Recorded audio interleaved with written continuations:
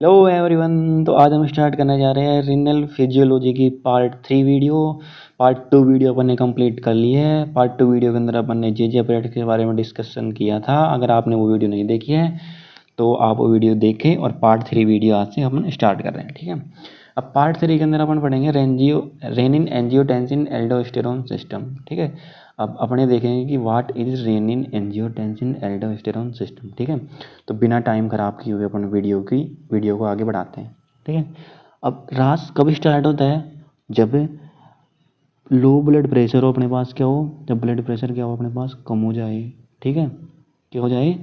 Blood pressure अपने पास क्या हो जाए? कम हो जाए। ठीक है, और लो ECF वॉल्यूम यानी कि एक्स्ट्रा सेलुलर फ्लूइड कम हो जाए। ठीक है, और या फिर सोडियम प्लाज्मा के अंदर सोडियम की जो कंसनट्रेशन है वो क्या हो जाए? कम हो जाए।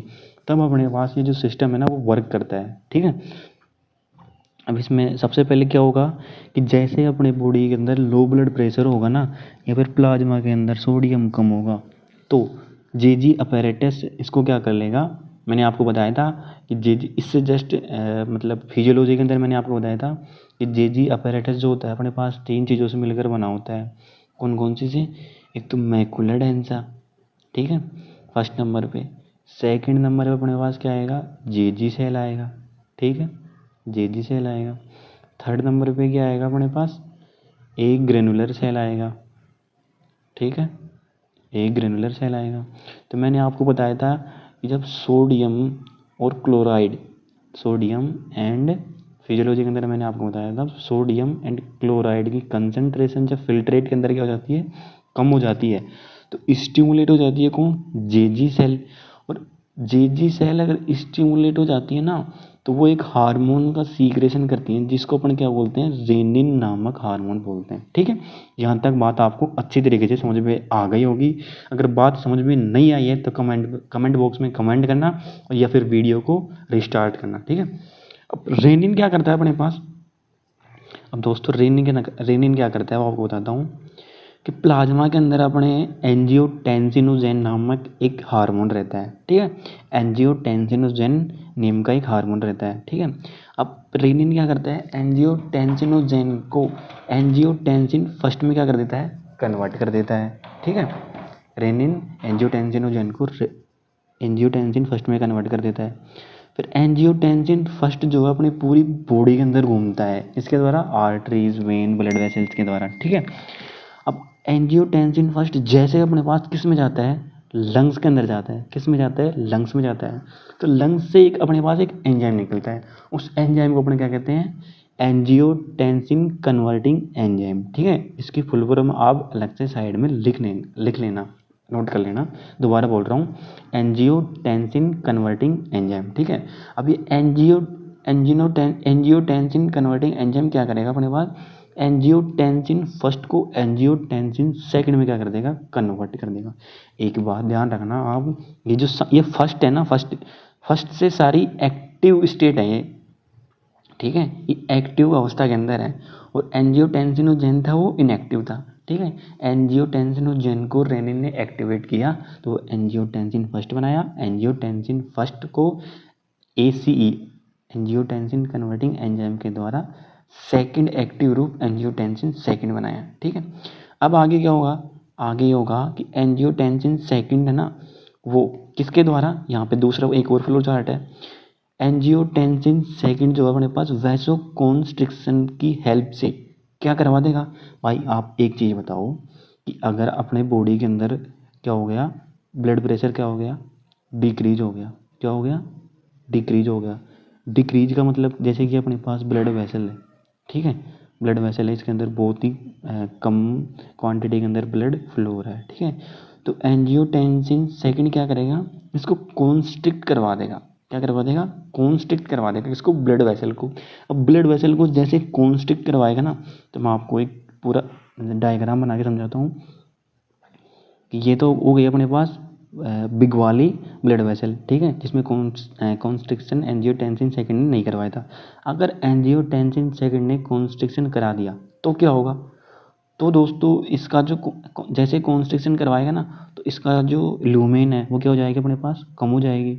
और ल्यूमेन कम हो जाएगी तो आपको सीधी सी पता ही है आप फ्लूइड मैकेनिक्स में पढ़ के आए होगे 11th क्लास में कि जैसे कि अपने पास कोई नल होता है, अब नल को अपन प्रेस करते हैं, उसके एंड वाले सिरों को कंप्रेस करते हैं या फिर बीचते हैं उसको अच्छी तरीके से प्रेस करते हैं, तो जो पानी होता है अपने पास बहुत ही तेज़ वेलोसिटी के साथ आउट होता है, ठीक है।